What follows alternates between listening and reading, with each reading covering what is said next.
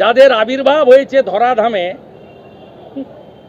2011 সালে 21শে July brigade parade ময়দানে, মাননীয় ভাইপোর পার্টি, তাদের দ্বারা আমরা আক্রান্ত।